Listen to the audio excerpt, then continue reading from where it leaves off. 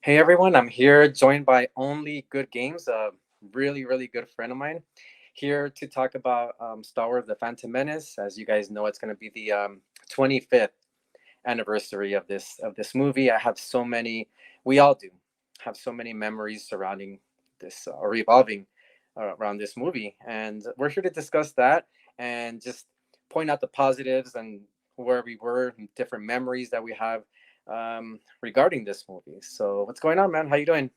Pretty good of yourself, man. Good. Thank you for joining in. Just kind of a chill conversation regarding this movie.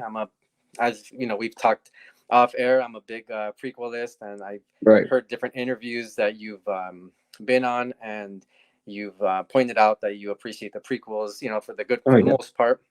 So yeah. Do you remember the first time you saw this movie? I can't remember the first time I saw it because when it came out, I was only 4 years old. Okay. But I can remember that as a kid, Darth Maul was so scary and so, just legendary to all of us. So it really, I mean, his design and I think, just his double-bladed lightsaber really left an impact on, everyone I knew as a kid. We thought it was a great movie. Yeah, for sure. I think your generation. I'm a lot older than you. Yeah. So your generation, I feel, has come to or has appreciated the prequels more than my generation was, Right. because we'll talk about the backlash and everything in a bit. Mhm. But I do think that's awesome that people like you and your generation, just like my kids, they grew up watching the prequels, so they're prequels. The experience with Star Wars was pretty much the same experience I had with the original trilogy. So their Right. heroes were Anakin Skywalker and Obi-Wan and everything like that. So I think it's awesome that you guys pretty much bring it to the forefront of, for the most part, appreciating Right. the prequels. But since you brought up the double-bladed lightsaber, I kid you not, when I saw the trailer for the first time, I thought Exar Kun. Oh, Do you know what I mean, wow. with the double-bladed Right. lightsaber? Because I had already read the comics, that Tales of the Jedi, that particular Mm. comic, Yeah. and just thought, whoa, that's just like Exar Kun. So I remember Yeah. making that connection vividly, and just remembering the trailers. So I think that's awesome that you do have these awesome memories. Right. Watching that movie since you were a kid and just learning to or come to appreciating the movie so much more. So there's a Yeah. lot to like about this movie. I think George Lucas really received back some backlash, but at the same time, it was his, the way I see it, his he's the artist. Mhm. Do you know what I mean? So that's what pretty Yeah. much he what he planned, what he gave us, the technology, the special effects. I From what I remember, he they were pretty much being invented as they were going. Yeah. Yeah. So I thought that was really awesome. And yeah, so what are some of the what are some actually your favorite part of the movie? Oh man.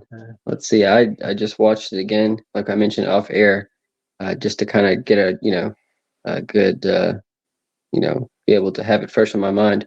And really, it's hard to say. There's a lot of great moments of that movie. I really like the opening though. I think it's Mm, because I forgot about the opening, how good it was. Like I like how strongly it opens, and it's it's I think that the whole movie runs really smooth. There's nothing that really bores me. I know a lot of people talk about Jar Jar Binks and stuff like yeah, that, which I'm sure you would bring that up later. But yeah, I for mean, sure.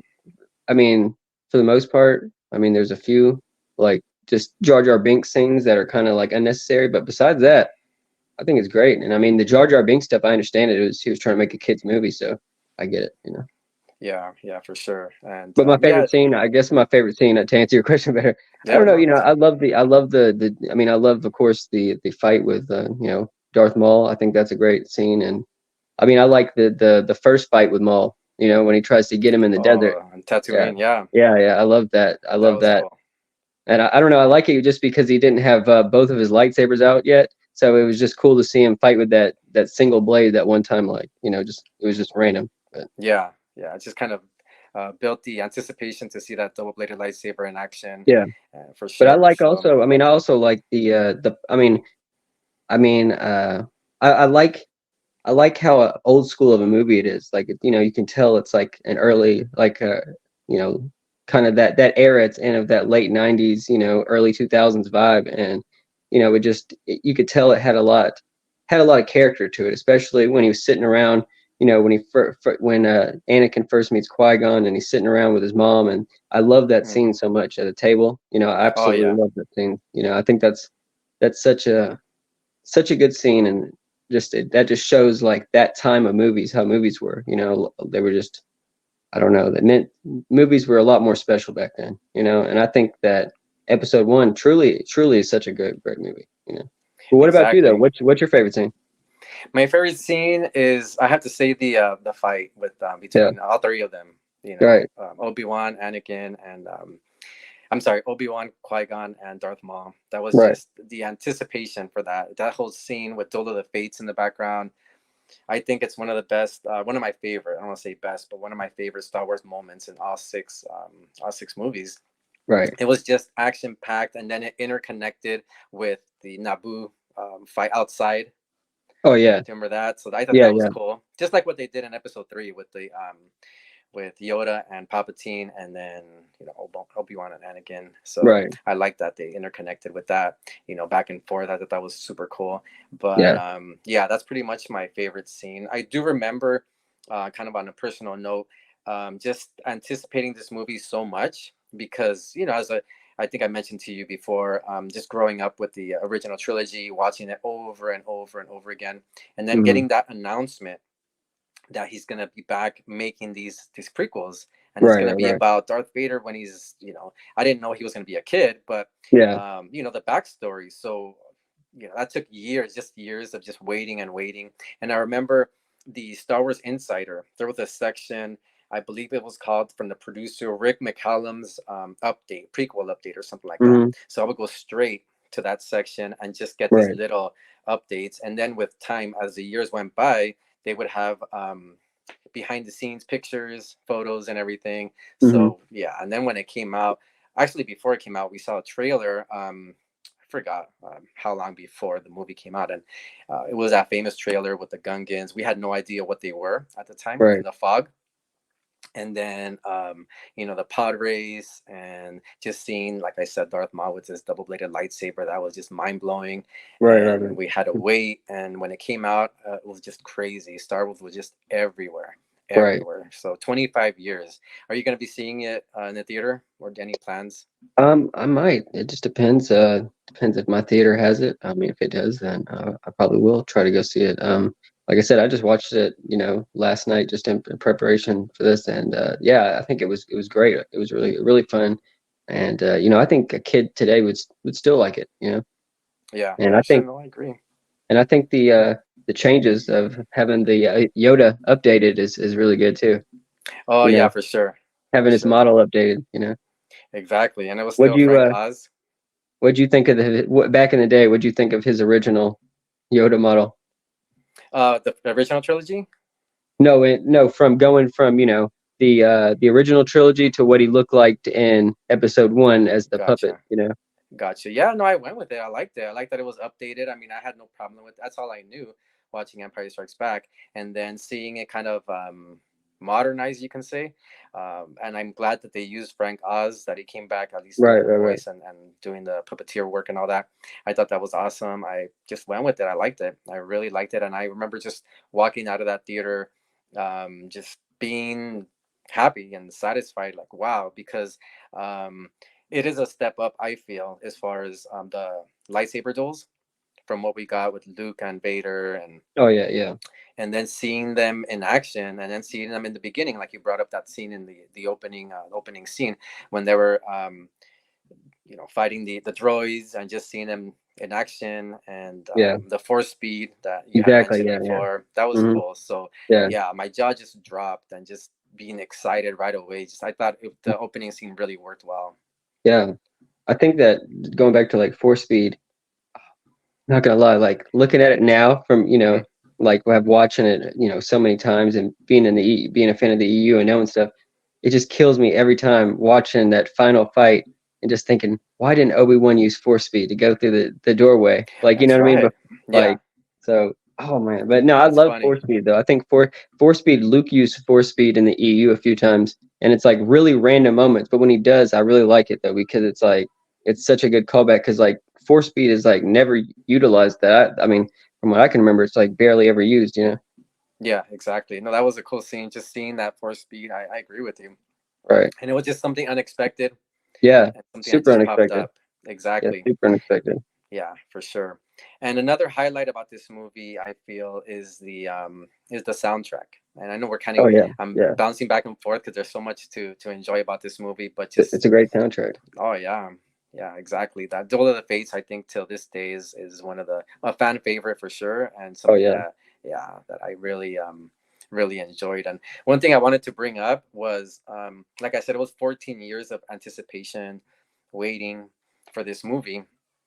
Or we hadn't gotten a Star Wars movie, an official Star Wars movie, not counting the Ewok Adventures, Right, right, right. but something in a theater, and the bookstores were selling what was it, the source books and the behind the scenes and everything. So I would buy everything, all the books, and then just hold on to them.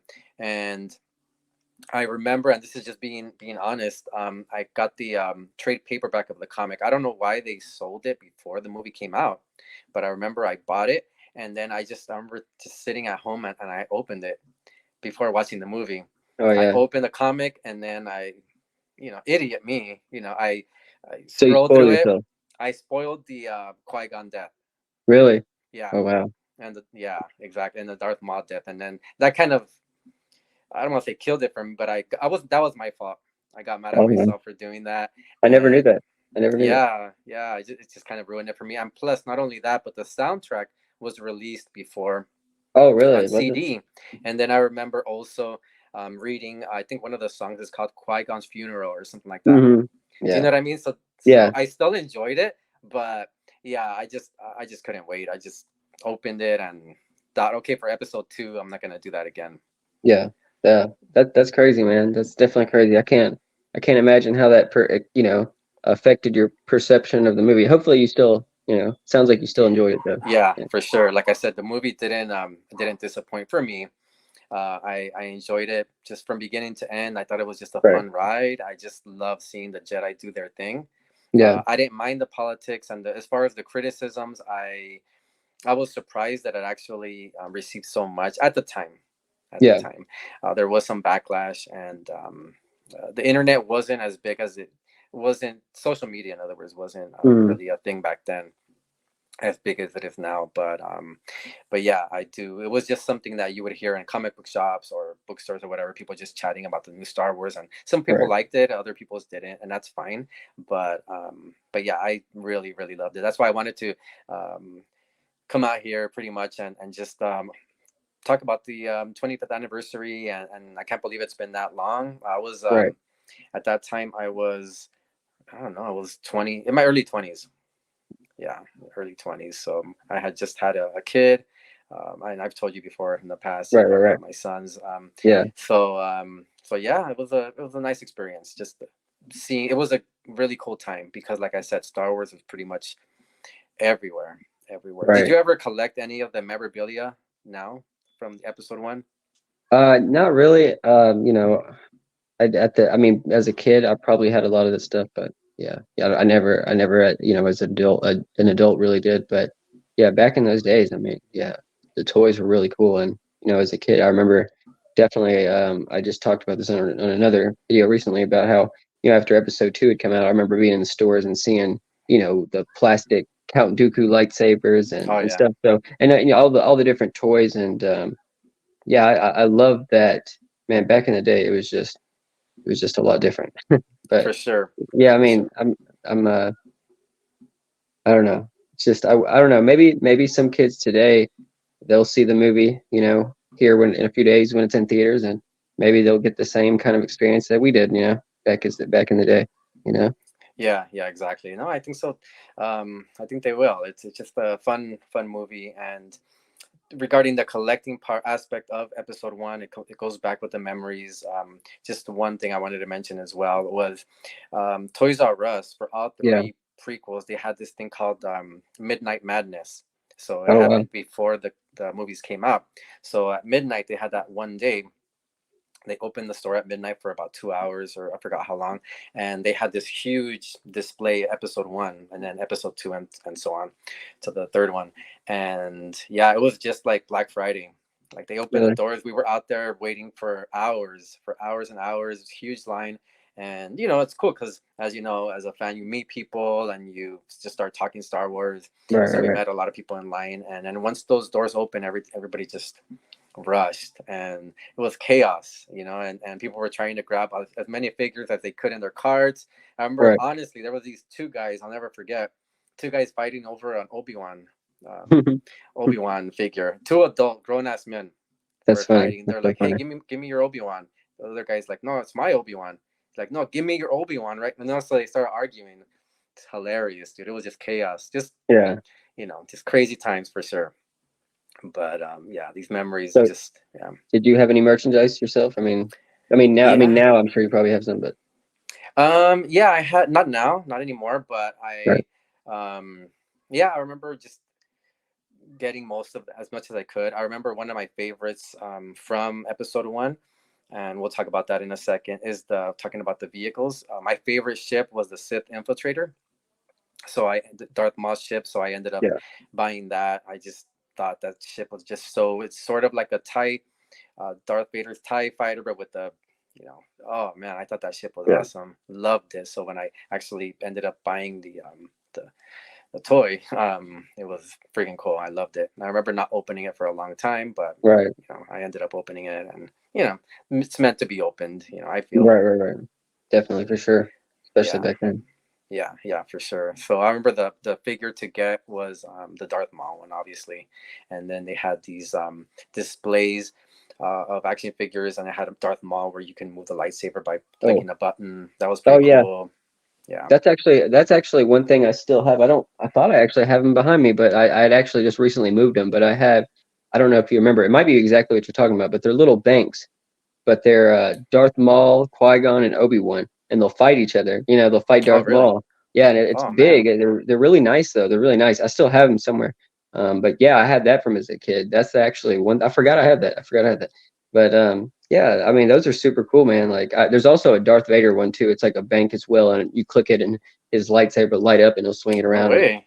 yeah, but back in it's like late '90s stuff. So I mean, for the late '90s, that was really some good stuff. Oh yeah, Like top notch for sure. They stepped it yeah. up with the figures, obviously. Different times, more modern times, and from the original trilogy, there wasn't that many figures around. They would sell out Yeah. everywhere. So Hmm. the Jabba set, other figures, and then with what they did with the prequels, well, they mass produced so many figures, Mm. so they did a little too much, I think. So then after, with time, you would end up seeing the figures for two on a $2 bin, Mm. and there was just too many. I remember seeing a figure at a gas station, so I'm like, okay, yeah, they made too many. They Yeah, overdid it. that's funny. They overdid That's it. funny. So it just, they lost the value quick as far as the Mhm. standard action figures. But yeah, yeah, I had some. I had quite a few. There was a mailed-in order Mace Windu that came in a little box. Oh, really? I remember that. Um, that was cool. Man, these memories just coming back for sure. But What'd yeah. you uh, what'd you think? Obviously, I think it's kind of most jarring to look back at Obi-Wan because I kind of forget just how much of it, just his appearance wise, he changes his look.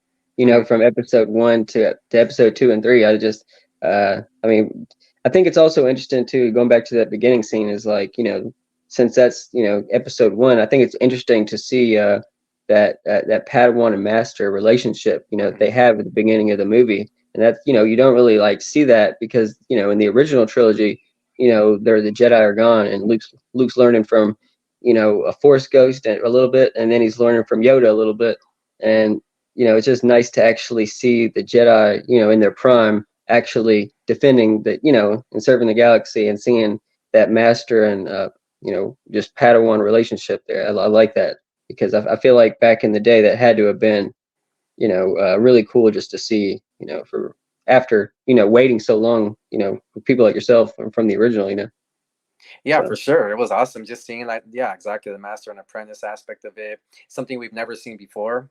right. And yeah, that was really cool. I love that. And then, just like you said, Jedi on their prime, in the prime, just Yeah. doing their thing, defending, the Republic. And I love that. I really really like that a lot. And just seeing that, obviously it's different between Yoda and Luke. comparing it to Obi-Wan and Qui-Gon.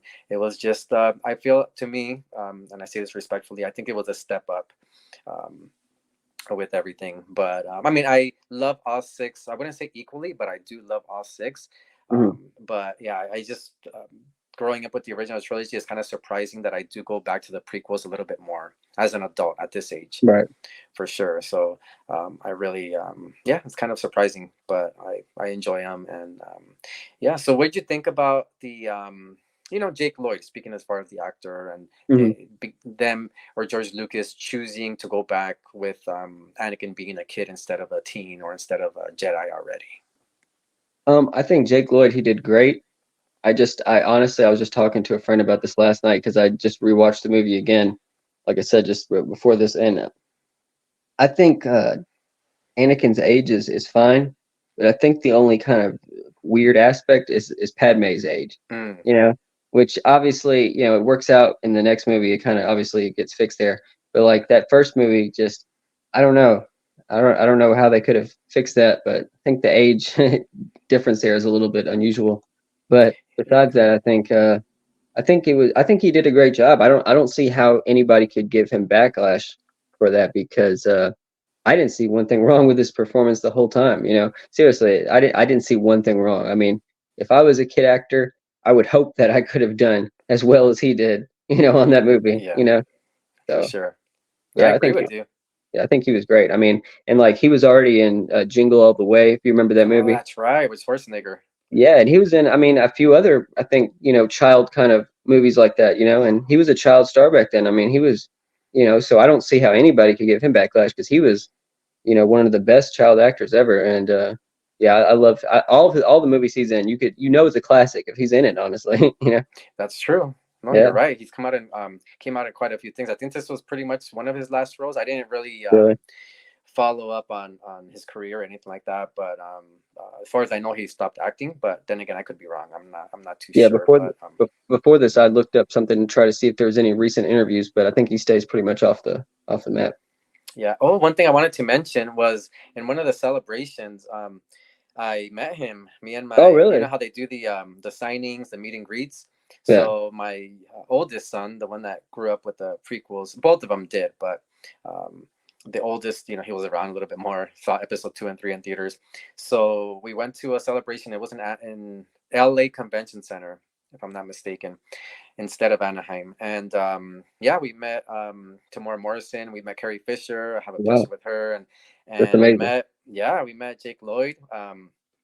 I didn't want to pose, and I was kind of a little, I don't know, like I was gonna have my son take a picture with him, but I actually took a picture of my son shaking his hand. Oh, And I wow, don't that's remember cool. if it was a signature, but I remember just getting like two quick pictures, and that Yeah, was it. But because it really wasn't a photo op, it was just mainly just kind of to meet the actors and actresses, and right, they would sign stuff really quick. And but yeah, that was cool. If I find them, I'll post the pictures, yeah, yeah, with definitely, the definitely, stream here. But I'll try to definitely. look for those. But yeah, that's one of those moments that, wow. And obviously for my son, it was a big deal because he saw this Yeah, this kid, and he was older, obviously. But at that point, but that was a nice experience going along with talking about Jake Lloyd and episode one. And right, we complimented his performance. At that time, I told him, I go, man, you did your thing, and it was super enjoyable, and he was super nice to us. He was really right. cool.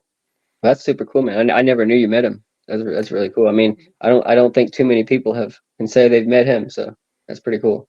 Yeah, yeah, he was a nice guy. And then you know, I know it's kind of off from Phantom Menace, but Tamora Morrison was super cool. Was Right, super right, cool. Yeah, I was right. trying to find those pictures.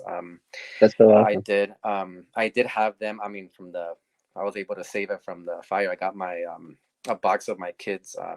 Had an external hard drive and all my personal stuff, my passports, my kids' pictures, and those all those pictures are in that external hard drive. Thankfully, I Mm. backed up my computer years ago, and yeah, so I have them somewhere. I just gotta look for them.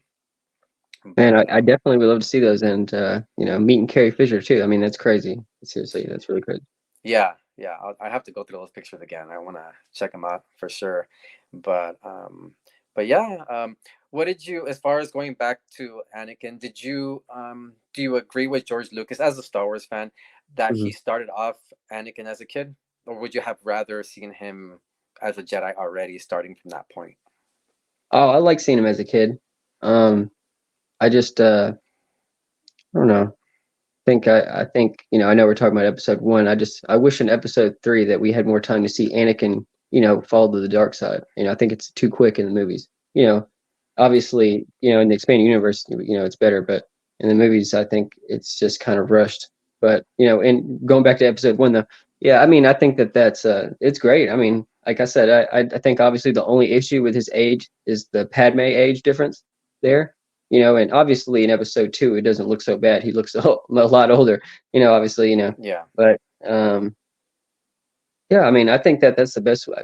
I think it's genius. I mean, to tell the story in that order, right? To tell it at the for end and then sure. go back to the beginning. And I think that's genius. I don't know. I mean, I think now people copy that kind of sometimes in their work, but before, I mean, that had to be like a first, right? Yeah. Yeah, as far as I know, I think I could be totally wrong, but this is just from watching so many different movies. I think he kind of coined the term prequel. I don't remember any Yeah. other franchise. I'm sure there's been movies that they go back and but not many. But I never heard the term prequel. Hmm. So when I would read the magazines and they would term it prequel or prequel updates, I thought that was really cool. I'm like, oh yeah, Right. instead of sequel, it's prequel. So I Hmm. really like that. I thought that was genius, Yeah. like going along with what you're saying, and just kind of like stepping forward. Like I said, I do bounce back and forth, and I Oh, apologize no, you about good. that. But Oh, no, you good. with no, I agree with you with episode three. We'll go back to episode one in a second. But as you know, with Star Wars, we can go all day. Mhm. I just think, just like you, I think he should have split the movie into two movies. Honestly, Yeah. I really, I love that movie. That's my favorite Star Wars movie. But I agree that there's too much. There was a lot to tell, and just I wanted to see Darth Vader without the the getup, without the cost, not the costume, but Yeah. you know what I mean. You Darth want to Vader see as more we of know him him. when he was just right after he turned.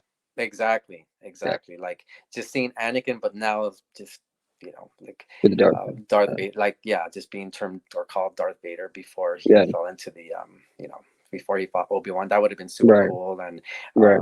I think if they would have concentrated a little bit more on the temple, the massacre, I think it Yeah. might have been rated R, maybe. So maybe they kind of Right. like he thought about that, but that would have been amazing, honestly, Yeah. um seeing a little bit more in the temple. But yeah, going Yeah. I back to agree. episode one, yeah, there was so many different scenes. Did it kind of throw you off a little bit about the Shmi not having a partner and having Anakin? Yeah. Yeah. I'm glad you brought that up. That's actually a good one. Like I think back then as a kid, like I said, I didn't think too hard into these type of things, so I probably just didn't even give it too much of a thought. But now looking at it, I see like two ways of it, right? I see it in two different types of ways. With the EU and without the EU context. With the EU, I think it's brilliant. I think it's great. Because with Darth Plagueis and Darth Sidious, the Force struck back and created Anakin Skywalker. But without that context, I just personally, this is just me personally, but I just think I don't know. I don't, it's not, it's kind of just, I don't want to say out there or wild, but it's just so close to like Jesus, you Hmm. know, that for Yeah, me it's not weird, but it just without like I said, without the EU's context of knowing that Darth Plagueis and Darth Sidious that this happened, it's I wouldn't like it, but with that context, I love it. I think it's great and it makes sense. You know what I mean? Like yeah, for sure. hope everybody listen. I hope that's not like a hot take, but it's just with the EU, it makes so much more sense. Without it, it just sounds like they copied Jesus and try to put it in Star Wars. But you know what I mean? Like Yeah, not. I think it's a great story, so I'm not trying to take anything away from it. It's just I think the EU makes it make so much more sense. for sure. The EU, just like we've discussed many times, I think it adds so much to the movies. It gives it more Yeah. just I don't know context for sure. Like Right. especially with things like that. But yeah, the reason why I'm asking is because I remember I seen the movie when it came out quite a few times in a theater. I think four times, and then I think 2 out of the 4 times, if I remember correctly, when that scene came out, when Shmi said, "Oh, I don't know what happened. There was no father," Right. and I heard people giggling. You know what I mean? So they Yeah. thought pretty Yeah. much. They thought, I'm sure they thought about it like in biblical, Yeah. Yeah. Yeah. the biblical aspect of it. And Right. but yeah, as far as from what I remember reading about that, because I was interested in that, it was yeah, kind of a strange decision, but it was based on mythology and everything that George Lucas had studied and was inspired by. Right. That it's I guess that's pretty much what inspired him to do that. But it was kind of like a hot take in the back then. But believe it or Right. not, the Jar Jar was more of a controversy than that scene. That scene really wasn't brought up too much. It was kind of I can just believe it. okay, you know. I can believe it. They focused on the Jar Jar, what they didn't like Okay. about that, and yeah. Mm, But it's kind of strange that yeah, it could be a hot take, but it really never became something extremely controversial. right. Yeah, I think episode one, going back to it, I forget about the whole Padme age thing, and Mm, then they obviously the Jesus birth kind of thing. But like I said, with the EU, it makes sense, so I'm fine with it. But I just think of it in that context, like without the EU, how would I feel about it? Yeah. yeah, But luckily, we have the EU, so I like it for better. sure. No, I And I mean, agree. I think it. You could say it was planned because obviously Darth Plagueis is mentioned in episode three, so it had, Yeah. I mean, so anybody who hates on the EU and says all this nonsense, they can't say it wasn't somewhat in the outlines. You know what I mean? Since Darth Plagueis was mentioned in episode three, so yeah, No, exactly. Yeah, must have been planned, and obviously, if those of you watching, if you haven't read the novel Dark Plagueis, it's a must. yeah, Most people have, I'm sure, out there, but it's just something. It's one of my favorite novels. Just wow, jaw dropping. Just connecting it with episode one, and that Darth Plagueis was behind the scenes, and the descriptions of the events that we right, saw in the movie was just mind blowing, amazing. yeah, One thing I wanted to ask you as well, as far as the villain for well, there's two pretty well. Not talking about the Trade Federation, but in right, Sith aspects. What do you think about Darth Maul? I mean, I know he's a badass and a fan right. favorite, but really, from what you remember first seeing that, Well, from my, I have two perspectives, like my old perspective and new perspective. yeah, My old perspective without the EU, I love Darth Maul, and I absolutely love that so much. And I always thought that was one of the greatest fights. You know what I mean? I mean, the music, everything about it, Darth Maul's appearance. I mean, the way he just appears in the doorway, and he's just man, it's so much different than Darth Vader because you're thinking that I don't know, you're just thinking, oh, it's going to be something maybe like Darth Vader or something similar. So hmm Darth Maul is a pretty like was an interesting iteration for a villain. And now I look at it a lot different. Because obviously having the EU and knowing about let's just say like Lockdown, Shadow Hunter, and stuff like that. I now I just feel like personally I love Maul the most.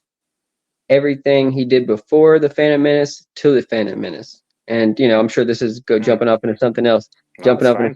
but I I never liked Darth Maul coming back. You Okay, know, I think that there's some stuff he comes back in the EU, that I actually do like. Um, but I think that him coming back, I didn't like that at all, hmm and I feel like it kind of weakened Qui-Gon's sacrifice, and Obi-Wan's win too. Obi-Wan's win as well. I feel like it just kind of takes away from it.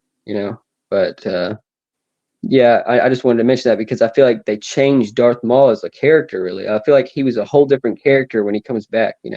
Like compared yeah, to Maul, like Maul in Lockdown. Like when I watch Phantom Menace and I see Maul, I think, oh wow, this is the guy who's already been through Lockdown and Shadowhunter. This guy yeah, would is a menace. This guy, obviously the Phantom Menace is Sidious, but this guy as well is the absolute just terror. You know what I for mean? I sure. mean, obviously they haven't seen it. Obviously, Obi-Wan and Qui-Gon haven't seen him before uh, that I know of. I don't think that maybe in the EU. I don't think said like I mentioned before. The Clone Wars is probably some of my least explored, unfortunately, with the Mm, EU.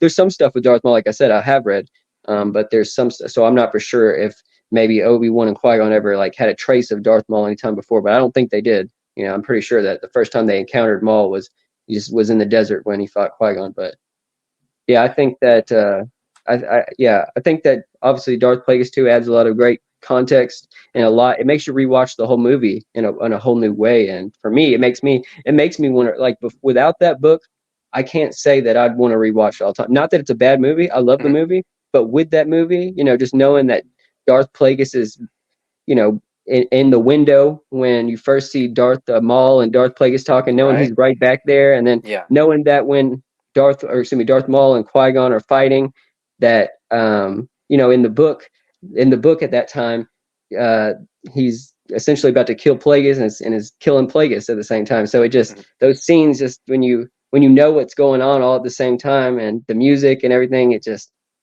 really is, man, just great. Oh yeah, no, no, for Yeah, sure. I'm glad you brought that up because since we do talk a lot of the expanded universe here, right. um, it's hard to. This is the thing with me also, and I'm sure with you as well, since we've chatted a lot. It's hard to when you talk about even the Star Wars movies or anything Star Wars, it always comes back to expanded universe. Right. Always, always, Hmm. because everything you mentioned right now, that's absolutely true. It's just the way it is, and it adds so much, so many more layers. Like I said, like you mentioned as well, the context and just knowing Darth Maul, what he's been through and what he's done, and seeing episode one, you've already seen that had the backstory. There's context to that, Right. and same thing like those scenes, with Plagueis and everything being involved and being kind of the puppeteer and a lot of things as Yeah. well. With everything, it's just yeah, it's kind of hard to not talk about the expanded universe because it does enhance every Yeah. single movie, all six of them. Yeah. And I think with episode one, in particularly, you know, seeing Sidious, like, having this after reading Darth Plagueis and going back and watching it, seeing the difference of his personality. Like, for example, when after he's killed Plagueis, you can just see he has such a smile on his face, and he's so Mm, sure. He's even more sure of himself then. You know what I mean? Because you just know that his plan has worked so well. You know what I mean? He's just yeah, slowly taking over, and I love that. Is just like that movie. I'm sure at first when people first watched it, some of them didn't realize that was going to be the emperor. So exactly. did Senator, you did you chancellor. obviously I'm sure you realized it, but maybe you didn't. Did you realize it when you first watched it back in the day? So one thing that I did before the prequels came out, years before, there was a book called. I'm sure Brandon knows. What book I'm trying to think about. It's not the Star Wars encyclopedia. It was a Star Wars. It was a handbook. I had a Tie Fighter in the front. Um, and it was sort of like a small mini encyclopedia. I don't remember the exact name of that book, but Mm, seeing it had character descriptions, and it did say about Palpatine that he was a senator. So that mm, was one thing that I read about. I'm like, oh wow, the Palpatine was a senator before, but that's pretty much it. Was just a small little paragraph on each character from the comics and from the movies and everything like that. It was way before the Star Wars Encyclopedia ever came out. mm, But I did know that he was a senator. But the way episode one kind of like um just the menace, that's why it's called Phantom Menace, obviously, mm. right? Just what he did, he was just playing everybody.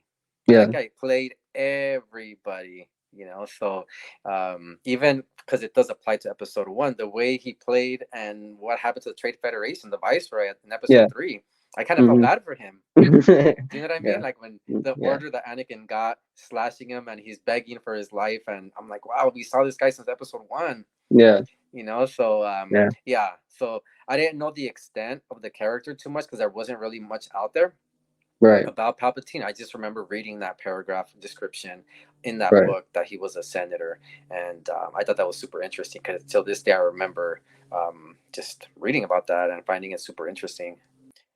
With one scene that I wanted to bring up too, that a highlight, because there's so many highlights in this movie, is that scene when Qui-Gon is testing Anakin's blood with that little device, Right. and then his mom, Shmi, calls him in, and then you see Obi-Wan. I'm sorry, Qui-Gon talking to Obi-Wan about the midichlorians being off the charts, and then you hear that song. It's like a menacing song, and it goes to I believe, if I'm not mistaken, to the scene with Darth Maul landing in Tatooine. Mm. You know what I mean? If I recall correctly, I believe that's the next scene right after, because you hear that little cha cha cha, that song, Oh yeah, and yeah, then yeah, you know what I mean? Like right yeah. after Obi Wan talks to, I mean, sorry, Qui Gon talks to Obi Wan about the results pretty much Yeah. of the findings as far as midichlorians, and then you see that scene. I thought that was super cool. And then we see the Sith infiltrator landing, Hmm. see Darth Maul, coming down the ramp with his those what do you call it, floating spy, um the round things, the cameras, Yeah. or Yeah. The probe those droids. things, the pro droids. There you go, Yeah. Yeah. thanks. The pro droids. I thought Yeah. that was super I cool. I like the way that they explained midi-chlorians. Mm, It wasn't like too deep of a, like, I know a lot of people act like it is like, oh, this is such a deep concept, like we can't understand this, but like it really was pretty simple. And I think, I mean, he explained it to a kid, you know what I mean? Explained to that's right. Anakin, and I mean, it sounded pretty simple to me. So yeah, I like that the way they explained that. I Yeah. mean, I don't. I wish they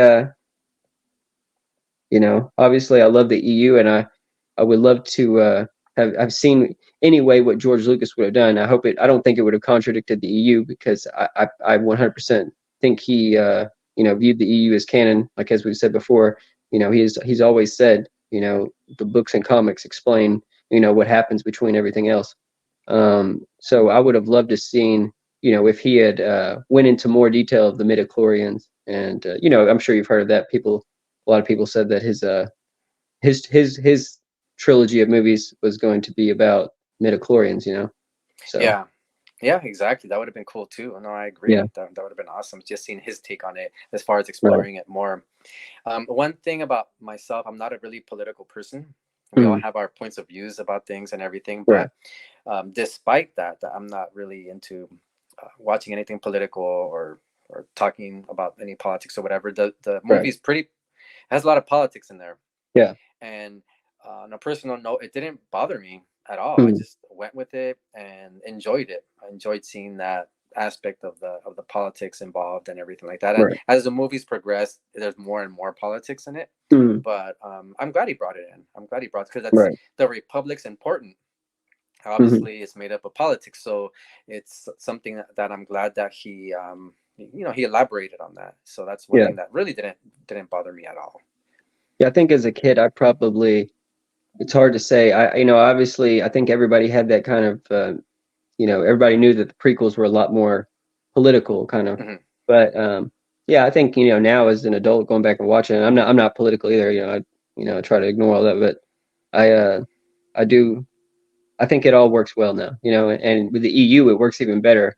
I mean, it really does. Like, I just that opening scene is really good. Like I said, going back to it, maybe it's just Hmm. because I had forgot about it, but I really like that opening scene because I think it just does a good job of being Star Wars. And Yeah, I think that's important too. It's like, it just does a good. I forgot how good it does. So I yeah, really, and the political stuff. Yeah, I like it all. Think it does good. Think it all makes sense. And with that, after Darth Plagueis, it makes even more sense. And it's cool to just see Sidious's rise like that. And being able to really just see how he did it. You know. exactly. How everything pretty much played out. Yeah. So even though episode one all the way to episode six tells one coherent story Hmm. that makes sense, right, from beginning all the way to the end. Right. um, so from the original trilogy to the prequel trilogy, do you see is the shift a little jarring as far as the tone shift, because they are really different trilogies if you think about it, even though it's Right. one coherent story that makes sense, all Right. six Right. movies. There is obviously, because of the time it was made and everything.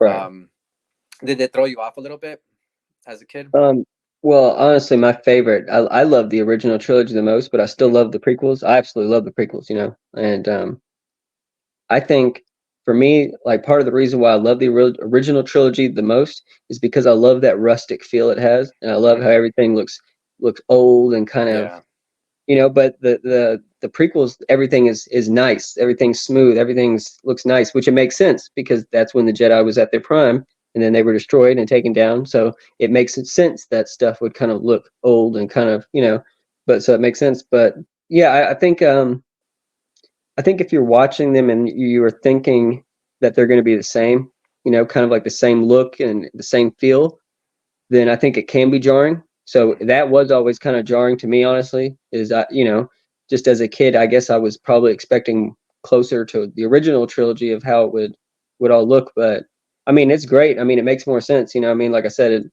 that was when the Jedi were at their prime, so everything was beautiful and elegant and nice. And then Mhm. when it was taken over and they became under the evil emperor, you know, things became all rustic and rotten. And it makes sense too with the story. So Yeah, for sure, for yeah. sure. Everything looked What new about you and though? What do you nice, think and about it? yeah, I one thing that I have to mention was that's going along with what you're asking and saying. It didn't throw me off at all. I Mm, pretty much saw it the way you saw it. That yeah, this is the time when everything was just, you know, the Jedi. There was abundance of Jedi. Keep it maintaining order, and then the original trilogy is the aftermath, and just right, that's everything is pretty much it's not the same. It doesn't look the same, but no, it didn't throw me right, off at all. It just I just remember being super impressed with everything, with the special effects, with the way everything looked. Everything was so different. So I didn't compare one to another. I just kind of, if that makes sense, I just kind of went with it, right. and I didn't think, oh, this wasn't like Return of the Jedi, or this isn't like Empire Strikes Back. I'm glad it was a different. There was a different tone. I think Right. it just impacted me a little bit more, if that makes Mm. sense. That makes sense. That makes sense. Yeah. I think the only CGI for me that's kind of bad now that we're talking about that is I don't, it's kind of at the beginning of the movie. They're underwater and they're getting chased by this creature, and that underwater Mm, creature. Oh, I don't know if it's just me, but it just looked like I was watching an episode of the Clone Wars for a second. I was yeah, that's like, "Dang, funny. am I watching the Phantom Menace still? Like, did I click the Yeah, wrong button?" yeah, yeah, No, yeah. but no, I mean that's fine though. I mean that's expected. They're gonna have a few that kind of weren't the best, but I'll say for when you see that, that probably was jarring from going from like because they never had anything like that in the Oh originals, but. yeah. But I mean, like, it's fun though because I think at that time you would expect something new. You know what I mean? So it's not like outrageous or something that would be like, you know what I mean? Like, Yeah. I'm sure people probably enjoyed seeing that. You know what I mean? Just Mhm. like that was probably pretty shocking.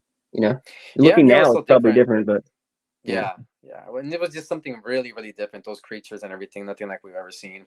right, Um, One scene that really stood out watching it. That's why I'm really excited about this 25th anniversary release. I remember watching it in a theater, and there were so many jaw-dropping moments because we did have these awesome movies in the 80s and 90s that had these really cool effects, but this movie at that time just stepped it up, and it was like yeah, something we've never seen. Like that right, scene, talking about the underwater scene, when they first go underwater to Gungan City, and then you see Jar Jar kind of swimming from behind, and just seeing that in the theater was just wow. beautiful, yeah, Yeah, yeah, seeing the Gungan City and everything, and yeah, just wow, wow, it was cool, very very cool. Just I don't know, I was just super impressed with the movie, and just I remember I watched the movie with one of my best friends at the time, and it was just me and him, if I recall, and I didn't go to the midnight show. I didn't want to fall asleep, so we right, got right, tickets for the morning, and we went, and we were both just happy with it.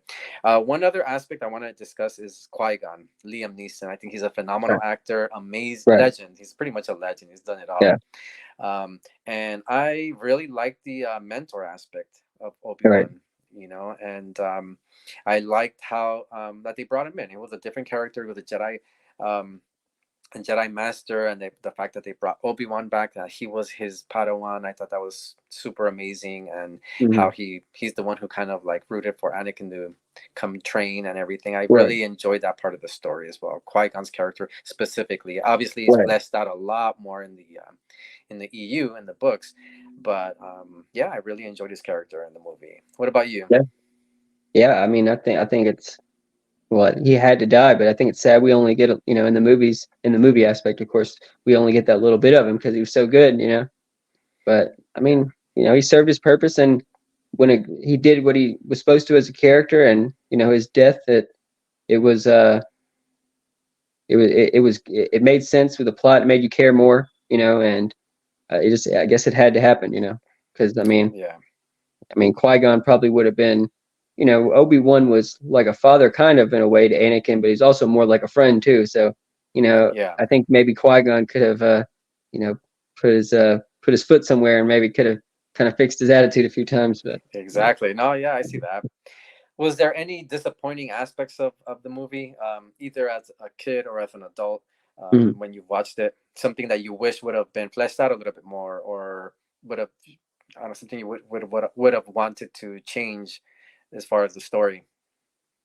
Um, I mean, like I said, I think the main thing would probably be Anakin and Padme's age difference. Somehow, I don't, you know, I don't Yeah. want, I'm on the spot. I don't know how I would have worked that out, fix that, but I definitely would have probably done something with that. And Jar Jar Binks, honestly, probably would have cut him down a little bit more, because for me, I don't mind Jar Jar Binks in some of the scenes, but there's just some scenes with like Qui-Gon Jinn, I just feel like he Mm. shouldn't be even around. But no, I Yeah. mean, like I said though, I completely get the character, so I don't want to make it seem like I'm grumpy, or something, because I get the character, and as a kid, I love Jar Jar Binks, and still, I'm not one of these people that hate him or something like that. But yeah, and I always like the theory too that Jar Jar is a Sith Lord too, because you can always watch it in a different aspect in that way when you watch the movie back and just think that he's got that drunken man style where he Oh, just he exactly. makes all of his accidents look like accidents and really they're on They're purpose not. then. Yeah, yeah. So I That's mean, you could really look at it true. two different ways there. Exactly. That's true. That's Yeah. true. One thing that I was just, I don't want to say the movie didn't disappoint, but one thing that I was disappointed at that moment was when and I knew about it before, like I told you, from skimming through the comics like an idiot, was the fact that they killed off Darth Maul. I know he comes back. This is later. Right, There was right, no plans of them bringing him back, but right. him dying, I just thought he was just an amazing, but there was an amazing potential Yeah, for that. I know he's very low key, very quiet. That's pretty much his purpose, right? right. For Palpatine. But I just wanted to see him in episode two. Like I remember being Yeah, disappointed, thinking, why did they I can kill him understand it. off? You know. Mhm. So that's pretty much it for me. Just wishing that they would have kept him alive. But then obviously we wouldn't get Count Dooku, and everything would be different if they would have kept him alive. I'm sure it Yeah, would have still been awesome as far as the story aspect goes. But yeah, that's pretty much it for me as far as anything disappointing. Remembering it being disappointed was that when they killed him off. But yeah. I mean, I yeah, think that's I think a lot of people probably thought the same thing. They're like, "Oh, this guy's so cool. It's such a shame that he's gone already." yeah, I yeah, mean, exactly. and that's why I think it's even more sad that they brought him back and kind of, in my opinion, just ruined him, because it just doesn't even seem like the same character to me. It just doesn't seem like that, like you said, that quiet, menacing uh, character. It just doesn't seem the same. Which that's one thing that the EU does that I kind of don't like, Hmm. is obviously you understand that Maul was literally just a servant, was literally just an assassin. He was never a Sith Lord, Hmm. and if you don't watch, I mean, so if you don't read the books, then you can still view Maul as a Sith Lord, kind of, view him as a Sith. So, as a kid, I probably liked the thought more that Darth Maul was a Sith, or thought he was a Sith Lord. But now knowing he was just a pawn and he was never truly going to be his apprentice, it kind of takes away a little bit of the series. Not, I don't know. Darth Maul was obviously a major threat. You know what I mean? Yeah, But I think just knowing that he was not truly, you know what I mean? He was just like Dooku. He was just a pawn of, Sidious, just a pawn.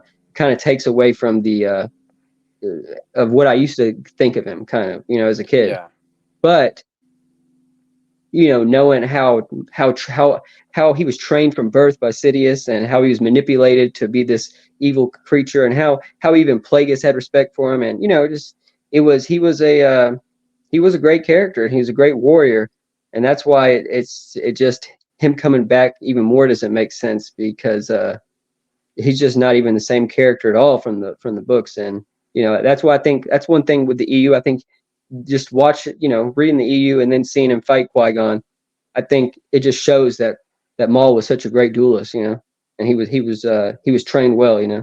yeah. I mean, just to think he could beat Qui-Gon, I mean, just think about that. I mean, and pretty much beat Obi-Wan there till the end, till he got cocky. And I guess that's one thing I hate. That's one thing I will bring up. Yeah. I hate the way Darth Maul just stands there when Obi-Wan jumps up behind him. He just stands there and just lets him Oh stab yeah. him. Okay, I That's see the what you mean. only thing. Because I can remember as a kid, I'm like, you're telling me he just stood there? He just stood there. He had So time to react, reflexes, yeah, and everything. Being a badass he is. Yeah, right. I see what you mean. No, I I get mean, it it's kind of for like sure. with Palpatine. It's kind of like with Palpatine just still shooting Force lightning when Vader's throwing him. You know what I mean? Oh It's just yeah, like you're just yeah. gonna let him just pick you up and throw you over. With So, exactly, you exactly one know, of those moments. Yeah, they go. I never yeah, it's thought just about it like that way. Yeah. Yeah. exactly. That's No, one thing Star Wars has. Is a few of those. Just every once in a while has those moments. You're just like, oh man. But it's fine though. why? It's fine though. It's fine. Yeah, You know. exactly. Which, well, another thing that I love that we hadn't seen in the previous movies, obviously, which is a big deal when you think about it, seeing the Jedi Council and Right. seeing Right. the Jedi Temple. Yeah. That's amazing, like coming from the original trilogy and then hearing about this here and there, but no, just the way he created this world, and just Mhm. seeing the Jedi Temple and being inside it, just seeing the Jedi Council, how they work and who's in it Right. and everything. I thought that was really really Yeah. amazing. And then seeing Luke and Leia's mom being a Yeah. badass, Padme. I, Yeah. I love Natalie Portman. She's, Right. yeah, she's amazing as an Yeah. actress, and I thought she did her thing. And I Yeah. wish they She would have did for given her sure. more in episode three, a little bit more. Yeah.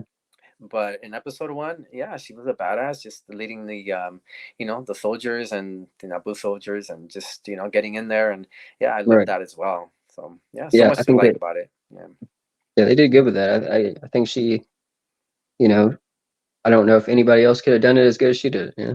You think about Yeah. it. Yeah. Yeah, no, I love the casting personally. I really liked it. I'm just super happy, especially with Liam Neeson, one of my favorites as Yeah. far as the movie goes. But also just seeing what they did with the Obi-Wan character, especially Mhm. for me, what they did with him in episode two is I absolutely loved it. But speaking about episode one, we saw Obi-Wan episode four, obviously, and then him as a Force Ghost briefly in Empire Strikes Back, and then Return of the Jedi. We see more of him, but seeing him young at his, like you mentioned, his prime, the Jedi is at his prime, and a focus on him. I Right. loved what the prequels did with Obi-Wan's character. Right. Yeah. I Loved love it. him, man. I like how he. I like too how he's not just he'll talk back to Qui-Gon too. He'll Mm, say, oh, you shouldn't do this or you shouldn't do that, and kind of shows where Anakin got it from. A little bit. Getting his argumentative side. yeah, a But little bit of a rebel. yeah, I like that Qui-Gon too. He will do his own thing. He doesn't have Hmm. to. He's gonna do his own thing regardless what the council thinks. And like he knew Anakin was the chosen one. So he was ready to go out on the limb and and I kind of Yoda kind of makes me mad in that movie. Because you're Yeah, like, yeah. it's like, come on, Yoda. Like, I mean, come on, man. But thankfully at the end, Yoda or Obi-Wan actually even more so just is adamant that he's going to train the boy, Hmm. and thankfully Yoda sees that, you know, this For this sure. guy this guy's serious. So I like No, that I'm they let him. Yeah, no, I'm glad you brought that up because that reminds me of another scene talking about exactly what you're saying. That scene, I believe they're outside of the Jedi Temple, and you see the skyline, Coruscant skyline in the back, and the sunset, Mm, I believe, and then Obi-Wan and Qui-Gon are talking, and then Obi-Wan's kind of trying to talk sense into his master about training mm, Anakin, and then Qui-Gon, excuse me, says, "Oh, I will do what I must, Obi-Wan." And then I mm, thought that was just a cool, powerful scene with the background, Coruscant background, beautiful scene. I loved it right, between those two. I thought that was so cool, because it kind of goes hand in hand with that, with Qui Gon's character and him being right, defiant, pretty much doing what he believes is the right thing, which is training Anakin. But yeah, so many good scenes for sure. But yeah, I right. definitely plan to attend the 25th anniversary screening, and just looking forward to it. A couple more months. I know it's not the official 25th anniversary today, but it's coming up, and it's a movie I've been thinking about. And I appreciate you coming in, just chatting, as we Yeah, do. man. We chat about Star Wars all the time, and I appreciate you coming on and just talking Star Wars. And really quick, one question, and we don't have to get into detail about it, but for those watching, which expanded universe books, whether it could be novels or comics or games, would you recommend to somebody to enhance the Phantom Menace experience? I know we touched on it a little bit, but just what comes to mind? Well, anything with Maul that's obviously before the Phantom Menace. Yeah, I think that Lockdown, Yeah. Shadowhunter, I think really add a lot to Maul's character. And like for me, I used to I liked Maul as a kid a lot, but then I went through a stage when I got older where I just absolutely did not like Darth Maul. I just thought he was a bad character, and I was just Mm, like, he without the EU's context, of course. I Got just it. thought he was just a he did his purpose. He was killed off, whatever. But then Yeah, after reading those books, I'm like, oh man, this guy right here, he was a lot more than what I knew, and after seeing him in like Lockdown and Shadowhunter, you just think he's just even more so. You just never knew how truly dangerous he was and how skilled he was. So it just makes sense even more why he would kill Qui-Gon. It makes sense more, and it just yeah, the whole thing it makes more sense, like how for strong sure. he is. Oh, for sure, for sure. What And about you? definitely, And Darth Plagueis too. Darth Plagueis too, of course. yeah. I Yeah, think, in my opinion, Darth Plagueis number one, because I think any reader would just watch Phantom Menace and just read Plagueis, and that's a mind blowing book for sure. And what right, it adds to the Phantom Menace. Also, Lockdown for sure. Brutal. That book is just brutal, and I love it. right, yeah, It's like an R-rated book if you think about it. right. It's crazy. I love I, it. I'm glad that they didn't hold back. mm-hmm. And Shadow Hunter, definitely. Cloak of Deception. Cloak of Deception. Also, Forgot about that one. Yet. Cloak of Deception. the early Republic comics, which were called just Star Wars before it was actually Republic. Those first issues, I think they really Kiari Mundi comes out, Mm-hmm. and I'm glad that they focused on him, because we really didn't. I think he says a few words in Phantom Menace, but in the Right. comics, we get to know him more. So Mm-hmm. yeah, definitely. Like I said, we talk about Star Wars, and it comes back to the EU, which is something Right. that we love. But like I said, thank you so much for joining me. I think it was Thank you. super fun talking about Phantom Menace, and it's an important movie, despite Yeah. different opinions on it, and those are valid either way, whether you love it, you hate it, or indifferent. Right. It's part of Star Wars history, an important part of Mm-hmm. Star Wars history, and just brought a lot to the to the Star Wars lore and mythology. Yeah. But yeah, we got to do this again for sure. For sure, man. For sure. Thank you. Thank you for having me, and I hope everybody watching it. I hope you enjoyed us talk about the Phantom Menace, and if you go see it, hope you have a great time. For sure. Take care.